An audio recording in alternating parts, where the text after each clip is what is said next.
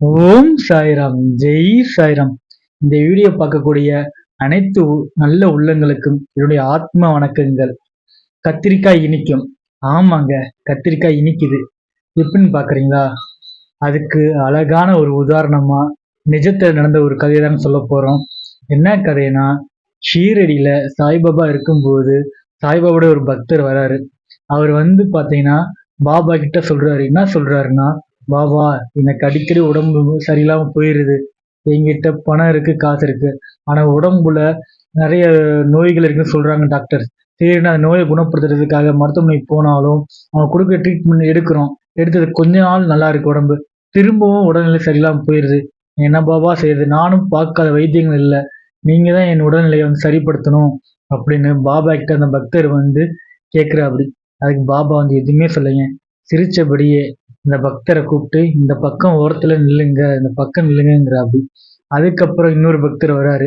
வந்ததுக்கு அப்புறம் அவர் என்ன சொல்றாருன்னா, பாபா, என்கிட்ட நிறைய பணம் காசு எல்லாமே இருக்கு. ஆனா நிம்மதி இல்ல. என்னுடைய பிள்ளைகள் வந்து வெளியூர்ல இருந்து பணம் காசுலாம் அனுப்புறாங்க. அது போக எனக்கு இங்க தோட்டம், காடு, வீடு வாசல் எல்லாமே இருக்கு. ஆனா அந்த பாசங்கிறது இல்லாம இருக்கு. அதுக்கு நான் என்ன பாபா செய்யறது? என் பிள்ளைகள் வந்து என்னை பார்க்க வர மாட்டேங்கிறாங்க. மனவேதனையா இருக்கு அப்படின்னு ஒரு பக்தர் சொல்றாரு. அவரையும் பாபா என்ன சொல்றாருன்னா, நீங்களும் இந்த பக்கத்துல வந்து நில்லுங்க அப்படின்னு சிரிச்சபடியே சொல்றாரு. அடுத்ததா இன்னொரு பக்தர் வராரு. அவரு பார்த்தீங்கன்னா, அவருக்கு வந்து நிறைய பண கஷ்டம், கடன் தொல்லைகள். அவரும் பார்த்தீங்கன்னா, எப்படியாவது அந்த கடனை அடைக்கலாம்னு சொல்லி முயற்சி பண்றாரு, உழைக்கிறார், கடின உழைக்கிறார். ஆனா வந்து அவர்னால அந்த கடனை அடைக்க முடியல. அதட்டியும் அந்த பாபா கிட்ட வந்து சொல்றாரு, பாபா, நானும் கடுமையா உழைக்கிறேன், எல்லாம் பண்றேன். ஆனா எனக்கு இந்த கடன் பிரச்சனை தீரவே மாட்டேங்குது. நீங்க தான் எனக்கு ஏதாவது ஒரு நல்ல வழி சொல்லுங்க. எப்படியாவது இந்த கடன் பிரச்சனை நான் தீர்க்கணும் அப்படின்னு பாபா கிட்ட வந்து அந்த பக்தர் வந்து சொல்றாருங்க. பாபா அவரையும் என்ன பண்றாருன்னா பக்கத்துல கூப்பிட்டு, நீங்க கொஞ்ச நேரம் நில்லுங்க அப்படிங்கிறாரு சிரிச்சபடியே. அடுத்ததா இன்னொரு பக்தர் வராருங்க. அவரு வந்து பாபா கிட்ட சந்தோஷமா சொல்றாரு.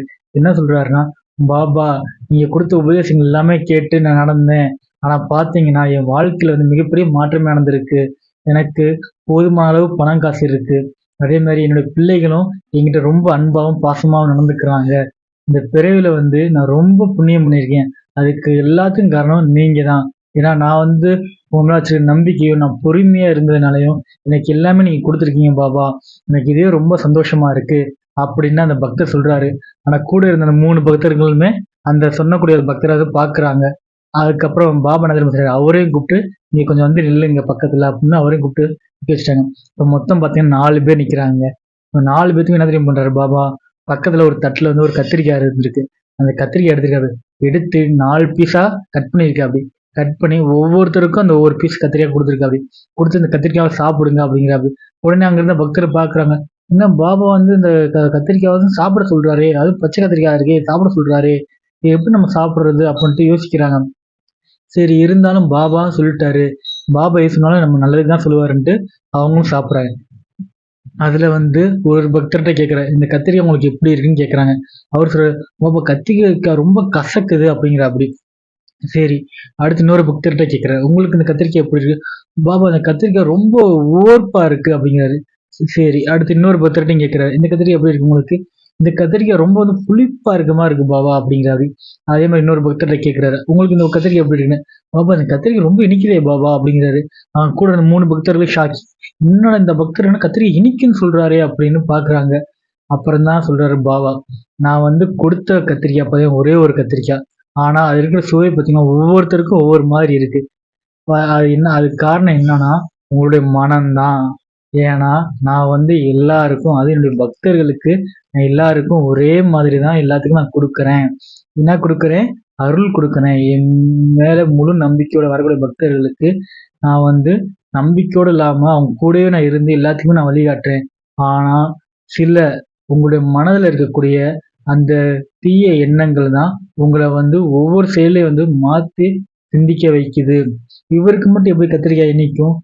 ஏன்னா, அவரு பார்த்தீங்கன்னா, நான் குடுக்குற உபதேசங்களா இருக்கட்டும், என் மேல வச்சிருக்க நம்பிக்கையாகட்டும், அது மட்டும் இல்லாம அவரு பார்த்தீங்கன்னா, பொறுமையா இருந்ததாகட்டும், எல்லாமே வந்து அவர் என் பேச்ச வந்து கேட்டு நடந்ததுனால அவருடைய வாழ்க்கை சீரும் சிறப்புமாக இருக்கு.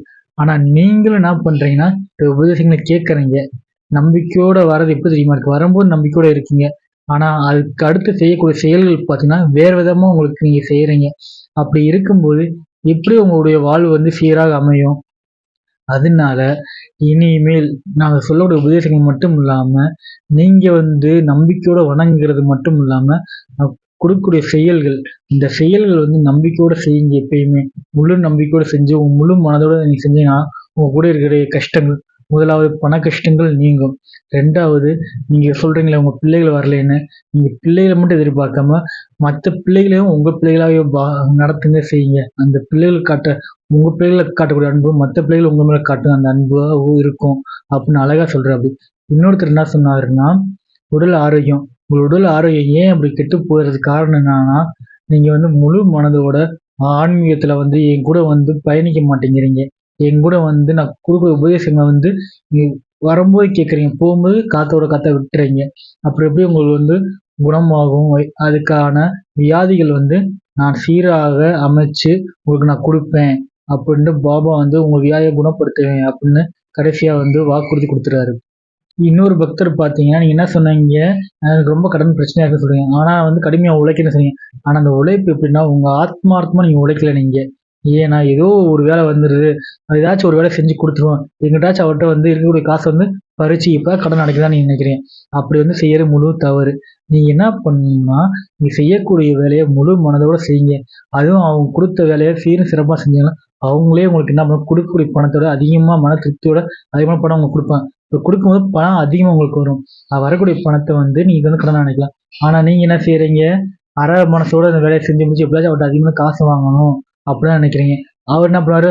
என்னடா இவர்ட்ட வந்துட்டு வந்துச்சு என்ன பண்றது? இந்த ஒரு தடவ வாங்கிட்டு போயிருவோம். இனிமே இவர் கடைக்கே வரக்கூடாதுன்னு சொல்லிட்டு, அவர் வந்து வேற ஒரு கடைய பார்த்து போயிறாப்படி.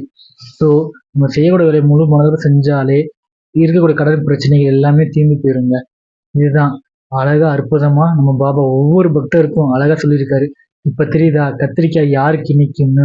ஏன்னா பாபா கிட்ட முழு நம்பிக்கையோடயும், பொறுமையோடயும் அவர வணங்கி வந்தாலே நம்மளோட மனது நிம்மதியாவும், சந்தோஷமாவும் நம்ம வாழ்க்கை சீரும் சிறப்பாக அமையுங்க. எந்தவித கடன் பிரச்சனையும் வராது. எந்தவித உடல்நிலை பிரச்சனைகள் வராது. எந்தவித மனப்பிரச்சனைகள், குழப்பங்கள் எதுவுமே வராது. இந்த வீடியோ உங்களுக்கு பிடிச்சிருந்துச்சுன்னா, மறக்காம நம்ம சேனல சப்ஸ்கிரைப் பண்ணுங்க, லைக் பண்ணுங்க. நான் கடந்த ஒரு வாரங்களா வந்து பார்த்தீங்கன்னா, வீடியோ எதுவுமே நான் அப்லோட் பண்ணல. ஸோ சில சில காரணங்களால அப்லோட் பண்ண முடியாம போச்சு. இனி வரக்கூடிய வீடியோ ஒவ்வொன்னுமே சாய்பாபா பத்தி அற்புதமான கதைகளாகவும், தகவல்களாகவும் நம்ம சாய்பாபா மோட்டிவேஷன் தமிழ்ல வந்து அப்லோட் பண்ணுவோங்க. நீங்களும் முழு நம்பிக்கையோட ஷீரடி சாய்பாபாவ வணங்கி வாங்க. உங்க வாழ்க்கையை வந்து கண்டிப்பாக மாறும். அதுக்கு நான் பொறுப்பு. ஓம் சாய்ராம். ஜெய் சாய்ராம். அன்பு உள்ளவங்களுக்கு ஆத்ம நன்றிகள்.